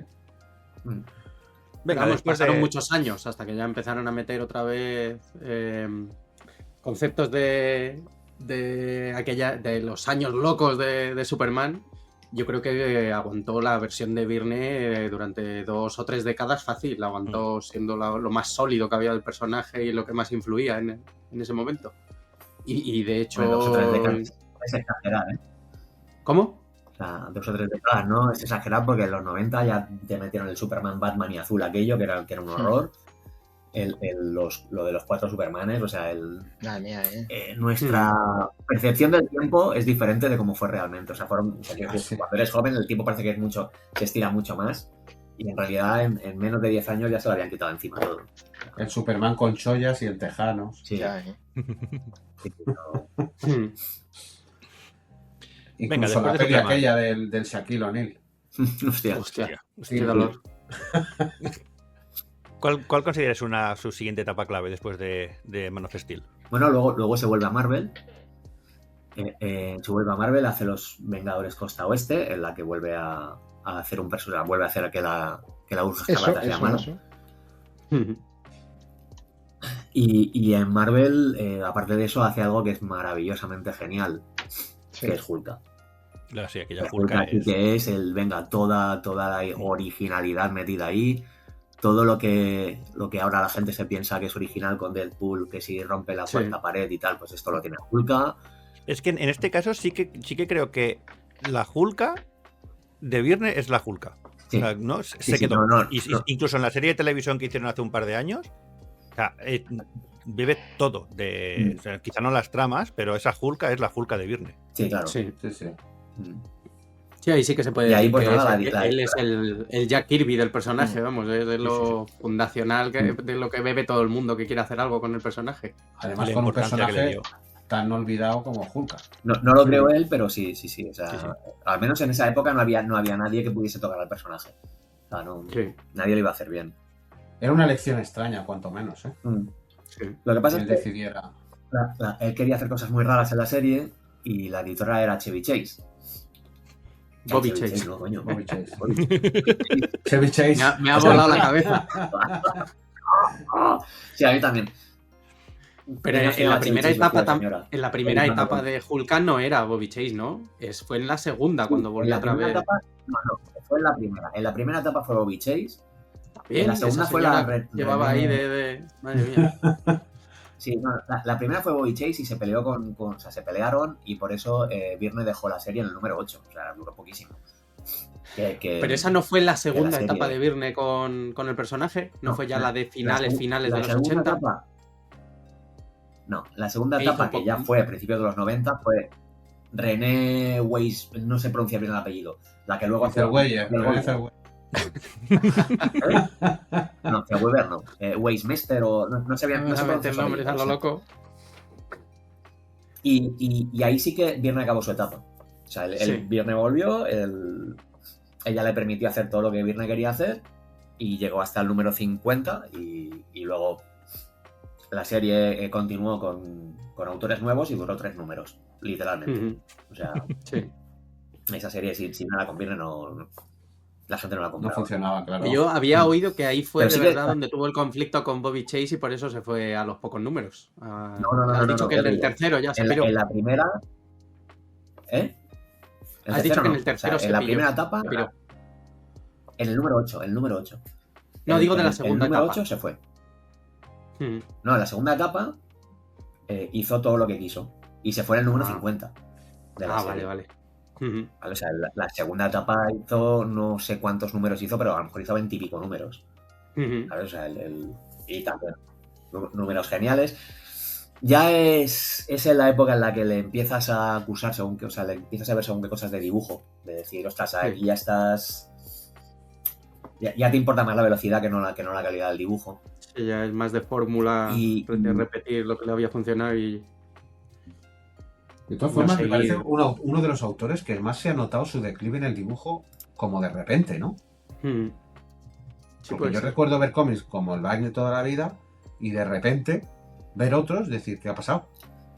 Bueno, si seguimos cronológicamente, yo para mí en esa época es cuando está en su dibujo, en su máximo apogeo y sigue experimentando, o sea, es cuando empieza, por ejemplo, deja Hulka, se pone a hacer Namor. En Namor al principio está muy bien también. Empieza a utilizar el papel este con tramas, ¿vale? Que es un tipo de papel que vosotros lo sabréis, ¿no? Pero lo digo para los oyentes que no lo sepan. Es un tipo de papel que era muy caro, además, que te venía con unas bolsitas de líquido, que tú pasabas con el pincel el líquido por encima del papel y te salía una trama de líneas. Y lo pasabas con el otro liquidito y te salían líneas en la otra dirección, con lo cual podías hacer una especie de tramas cruzadas. Porque ¿en qué época estamos hablando de esto, Francis? Esto más o menos Esto es 89-90 aproximadamente. Y con este estilo pues hace páginas en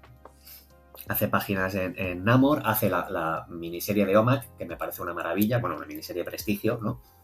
De números de 48 páginas, que también de guión es una pasada y de dibujo pues también me parece genial. Hace alguna cosilla más y luego en la serie de Hulka llega un momento, o sea, que también le empieza rompiendo la cuarta pared, Hulk se queja y dice, oye, que yo quiero también ramitas de estas, ¿no? Como las de Nápoles. Y empieza a meterlas hasta que en mitad de un número dicen, uy, ¿dónde desaparecen las tramas? Dice, sí, es que Viernes ha quedado sin papel. Y ya está, y sigue. Y ya está. Es que es una maravilla eso, la manera en que Claro. metía eso, es que era... O sea, es que lo estabas leyendo y te parecía lo más normal del mundo. O sea, estaba tan bien introducido que una cosa que debería haber casi sacarte de la historia, y era al revés, era como que te metía aún más. Es como, pues claro que Hulk está hablando, claro que lo explican porque... Sí, sí. Y te conectaba además un montón con el autor, ¿no? O sea, y incluso nos enseñaba un poco la forma de hacer cómics. O sea, cuando nosotros éramos jóvenes que todavía no sabíamos bien cómo se hacían las cosas, pues dices, ay, mira, pues se hace así. Sí, exacto. Y sí te que acercaba muchísimo. Y sí que es a partir de ahí donde para mí empieza un poco su declive artístico, al menos en lo gráfico al principio, y tristemente en los guiones poco después, ¿no? Porque y sí que ahí aún me parece que tiene historias muy buenas. Es cuando ya se junta en el 94,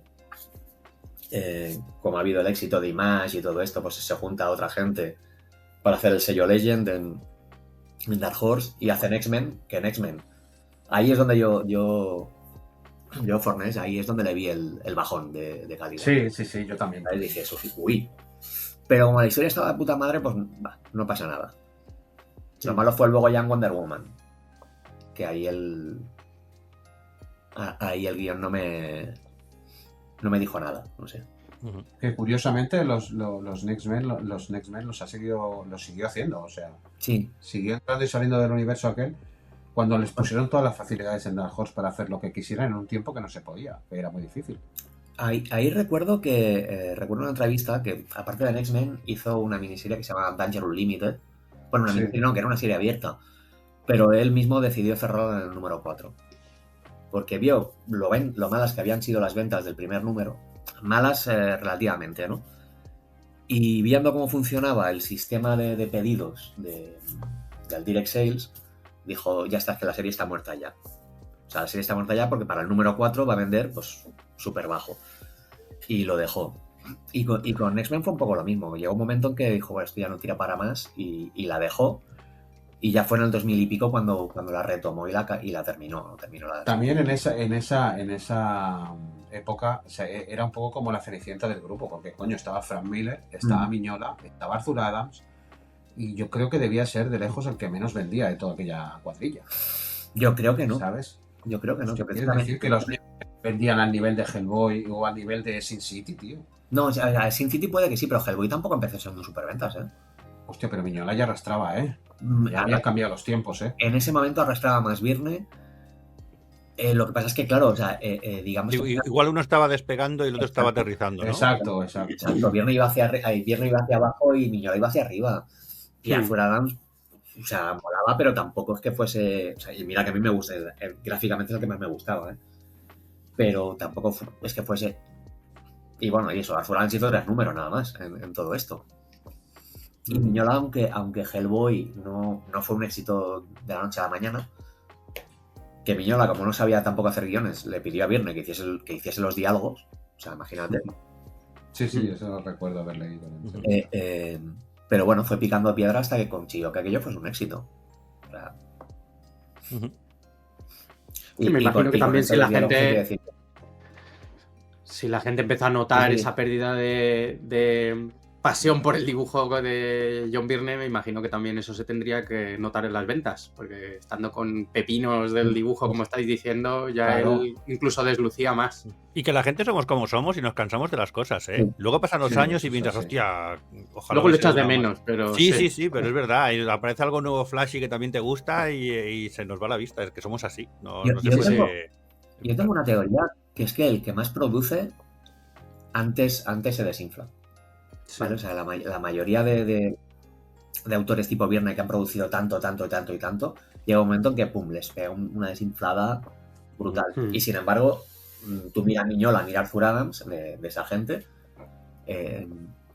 y tú ves dibujos suyos de hoy en día y siguen siendo una maravilla, ¿sabes? O sea, claro, no han producido tanto, no se han quedado tanto, no han entrado tanto en automatismos, que es algo que a Virne llegó un momento que digo, en esa época, a mediados de los 90, cuando yo tenía 20, 21, 22 años, yo ya le veía automatismos a Virne.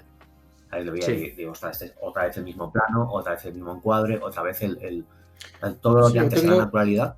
Ahora tengo un poco la sensación de que él, para Virne, el dibujo es algo secundario para contar historias, como que no es su objetivo principal. Tengo la sensación de que él quería, pues eso, contar historias, crear conceptos, crear personajes, y el dibujo era como algo que venía después, y a lo mejor no lo ha sabido cuidar tanto como estos otros a lo largo del tiempo, porque Arthur Adams es un virtuoso del dibujo, y lo que dices tú, ha seguido evolucionando, incluso hoy en día podemos decir que está al nivel que podía estar en aquellos años. Pero con Virne no le veo tan... Yo creo que se convirtió en eso. ¿Sabes? No que ese fuese su plan original, yo con su plan original era dibujar, pero sí que se acabó convirtiendo en eso, en que el dibujo era pues algo para contar historias. Sí. Y para mí, de esa época en adelante, se salvan 4 cosas puntuales que todavía encuentro chulas, como por ejemplo su serie del Cuarto Mundo, que fueron 20 números. O ¿El Generations de cuándo es, Francis? El Generations, la primera me gusta, y yo ya no sé si es finales de los 90 o principios del 2000. El Generations 1, porque el 2 y el 3 sí que me parecieron malísimos. Sí, creía que era de antes. ¿Y lo de no hacer cómics luego ya posteriori ha sido decisión suya o es que se ha caído de la industria y ya nadie lo contrata? Yo creo que hubo un poco de todo, porque ha ido volviendo.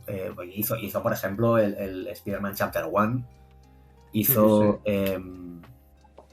la Patrulla X, los años perdidos, X-Men Hidden Years. Sí. Y estuvo en Doom Patrol, ostras, qué más cosas hizo en DC. O sea, él ha ido haciendo y luego ha hecho un montón de cosas para IDW, ha hecho mucha cosa de Star Trek, de la cual era muy fan. Pero pero ya son cosas de, ¿sabes? Sin impacto, tío. Sí, muchas. Bueno, a ver, muchas. Y ha hecho mucha cosa de creación propia. Había una que era una cosa, piedra, papel, tijera. Es que, ya me explicará. Y eran conceptos que si a lo mejor hubiese hecho los años, hubiesen molado un montón, ¿eh? Sí, pero... Hostia, es que le he visto un declive muy fuerte de los más fuertes que recuerdo, tío. Pero no solo como autor ya, sino como presencia en el medio. Sí. Y es que con esa personalidad tan extrema, me imagino que vas haciendo enemigos.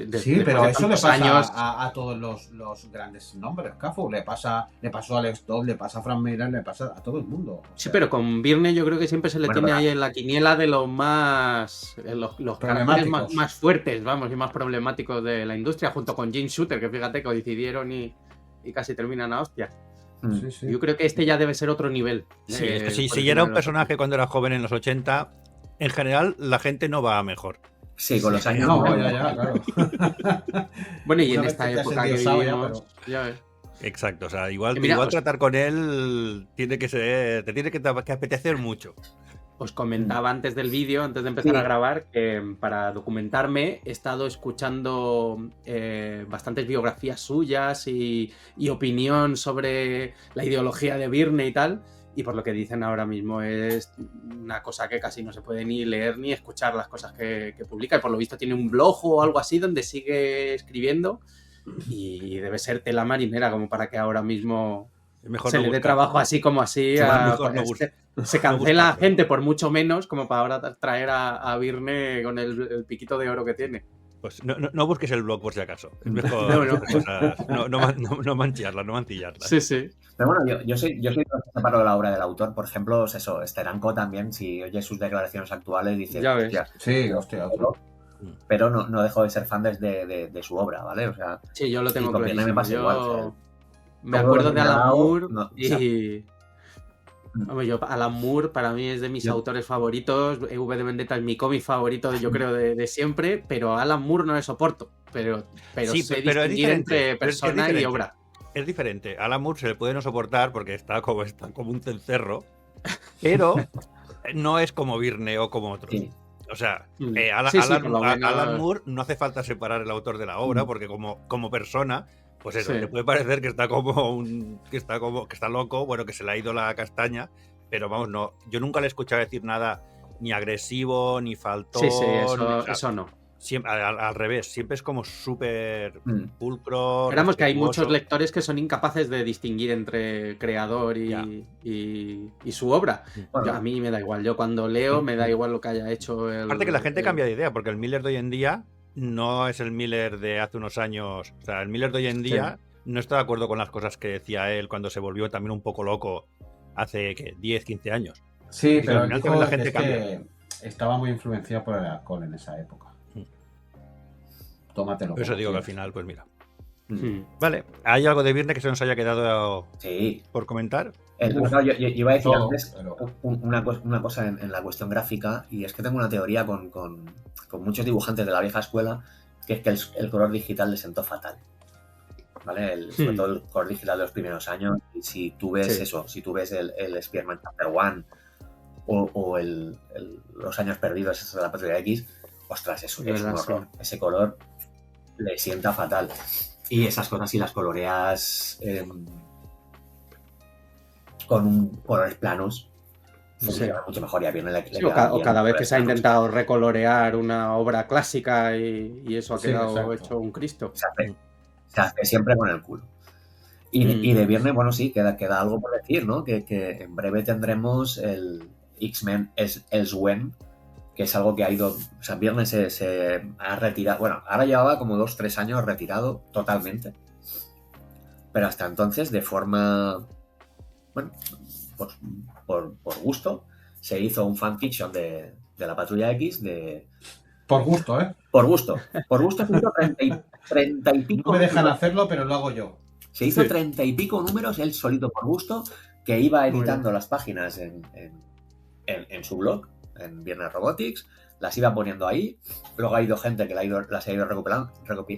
Las páginas estaban a lápiz, pero sí que rotuladas. Algunas personas pues se han liado, incluso han entintado alguna de esas páginas, pues como Walter Simonson, o yo mismo, que también entinté un par. Y las colgué por ahí también, además intentando imitar a Terry Austin. Y ahora pues ha habido un acuerdo con no sé qué editorial, pues con el beneplácito de Marvel porque... Eso te iba a decir, mi pregunta iba a ser, ¿y Disney qué opina de todo esto? Bueno, sí, ha entrado al juego, ha visto dinero y ha entrado. Primero fue Marvel la que contactó con Virne y no llegaron a un acuerdo. Y ahora sí, va a salir todo recopilado en 3 tomos, se entintará, tendrá color nuevo, y bueno, tendrá color, y bueno, y a ver qué tal. Esta es la historia alternativa, haciendo el fork, ¿en qué punto era? Es que me suena la historia, pero... Desde que se fue... Cuando se va él, ¿no? Cuando se va él recupera... Que se supone que son las discusiones que tenía con Claremont, pues por dónde hubiese tirado él, si en vez de quedarse Claremont, se hubiese quedado él. Pues, ¿no? Por no se hubiese tirado él, o realmente es el por donde yo ahora, señor de 70 sí, hombre, claro, obviamente años, pienso que hubiese hecho, o sea, él no tiene nada que ver con lo que habría hecho realmente en ese momento, ¿no? Sí. Pero bueno, yo me he leído algunos y pues mira, muy bueno no me ha parecido, pero me lo voy a comprar igualmente porque soy un friki de Viernes, o sea, es lo que hay, ya está, ¿no? Y Virne haciendo la Patrulla X, pues ¿qué te voy a decir? Sí, no, yo ahí ya sabes que yo estoy en tu barco, nunca mejor dicho. Pues nada, no sé si os queda algo, si no, llevamos más de 1 hora y media de programa. ¿Lo veis bien? Quedan cosas, pero claro, en algún momento... Sí, ya hemos avisado que al final no. Hay otros podcasts ahí que tenéis especiales de 5 horas de John Byrne que están súper bien, o sea que no... Sí, que sin problema, hay infinidad de cosas que puedes decir, o sea, te digo... Yo quiero hacer una reflexión final. Hablando de lo dura que es esta industria y lo que hablabais antes de lo desagradecidos que somos los lectores algunas veces con los autores, cuando tenemos autores así que son históricos, que han revolucionado el medio y que han hecho que su trabajo influya y cree muchas otras cosas, deberíamos intentar seguir comprando su trabajo. Sí que esto en los vídeos que os comentaba debatían sobre si Byrne se merece como persona, no como creador, sino como persona, se merece que sigamos apoyando su obra y tal. a mí me da pena cuando, lo que comentábamos, cuando de repente un autor deja de estar en forma y cómo se le ningunea. Lo he visto con otros, por ejemplo con Alan Davis, para mí fue también muy obvio que pasó de ser el número 1 del cómic y pues lo que hablábamos antes de la sublimación del estilo de cómic de superhéroes. Para mí él son los años 90, bueno, finales de los 80, 90 y casi principios de los 2000, Alan Davis. Cuando pegó el bajón, de repente ya es como que se le empezó a arrinconar, a la gente ya le sobraba en las series, ya casi que se celebraba que pudiera salir.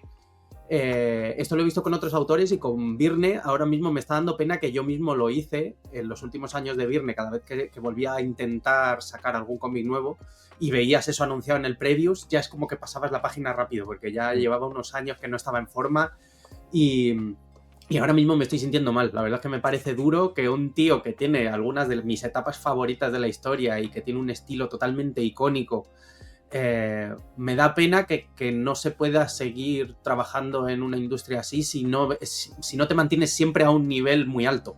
Lo que hablábamos de Arthur Adams ha sabido reinventarse y sigue siendo una bestia parda del dibujo. Claro, pero eso es un poco culpa vuestra, de gente, nuevas generaciones que van llegando a la industria, claro, y vienen apretando por abajo. Sí. Claro. Bueno, te voy a decir una cosa, y es que precisamente Byrne de hambre no se ha muerto, ¿eh? O sea, No. Vamos a tener en cuenta de toda la producción que tiene. En el momento en el que precisamente Jim Shooter introdujo el tema de los royalties y, bueno, que los autores cobran royalties y demás, pues Byrne ha ido cobrando. Pero es más, también ha creado personajes que le rentan. O sea, hay una cosa curiosa con Alpha Flight, es que él no cobra derechos de la creación de la mayoría de personajes de Alpha Flight. Sí. Porque se crearon antes de que se pusiese esta nueva norma, esta nueva ley, ¿no? Incluido, o sea, aunque la serie de Alpha Flight sí que salió después, algunos de los personajes habían salido o sea, algunos habían salido mucho antes y algunos habían salido justo antes en un previo no sé qué. Y se ve que de lo que más pasta sacó es de los de Omega Flight, o sea, de personajes secundarios que aparecen por ahí. Pero sacó mucha pasta. Pero además, sí, o sea, los artistas top de finales de los 80, principios de los 90, vamos, o han tenido un ritmo de vida descomunal, o estos, por suerte, lo deberían tener cubierto. O por desgracia han tenido una enfermedad que se han llevado todo su dinero, como en el caso de Exacto, sí. Porque Estados Unidos es así. Y George Pérez no, porque no quiso, porque prefirió dejarse morir que no. Sí. Pero eso ya es un problema del país en el que viven. Exacto. Sí, que esa es otra. Pero bueno, es todavía más importante que se siga apoyando a los autores porque allí es un sistema, vamos, brutal. Claro, como al que se queda rezagado se lo come el sistema. Te mueres. Una forma de apoyar a los autores puede ser, pues esto, algo que Byrne ha seguido haciendo. O sea, todo este tiempo que Byrne ha estado haciendo cómics en editoriales que no pagaban tanto y los hacía por gusto, porque le gustaba el cómic, lo que le estaba dando pasta a mansalva eran las commissions. Que invito a todo el mundo a buscar commissions de Byrne de los últimos años. Recreaciones más que commissions, casi. Algunas son recreaciones, otras son commissions. Son commissions de dibújame a los Cuatro Fantásticos peleándose con Darkseid. Y lo hacía. Y hace unas ilustraciones brutales, pero brutales, que tienen toda esa magia de los cómics de antes. Sí, la lástima es que mientras tenía que vivir de eso, podía haber estado haciendo cómics igualmente buenos. Bueno. Pero... Bueno, oye, pero y también tiene homenajes como el nuestro que le hemos hecho aquí, a que la gente se vaya a comprar, los que no os tengáis, sobre todo los más jóvenes, todo lo que hemos recomendado, que es cojonudo, aunque lo hiciera hace 20 años, y los huevos 20 años. 30 o 40 años. 20 años estábamos nosotros. Sí, pues eso, antes de despedir, déjame que recuerde lo que hemos dicho al principio. Este domingo a las 11 habrá el estudio en vivo y en directo en Gamergy, en la feria de los eSports y el entretenimiento en IFEMA en Madrid. Os pondremos la web en los comentarios de este podcast por si nos queréis venir a ver y nada, que allí estaremos. Encantados que los que estéis por allí y os apetezca, que vengáis a saludarnos y a escuchar decir tonterías un rato allí. Pues nada, lo dejamos aquí si os parece bien, así que hasta aquí este programa del estudio. Esperamos que os haya gustado, no olvidéis suscribiros, seguirnos en redes y todo lo que decimos siempre para no perderos ninguno. Y le paso la palabra a Francis, que veo que quiere rematar la jugada. ¡Byrne mola! Hasta la próxima. Luego.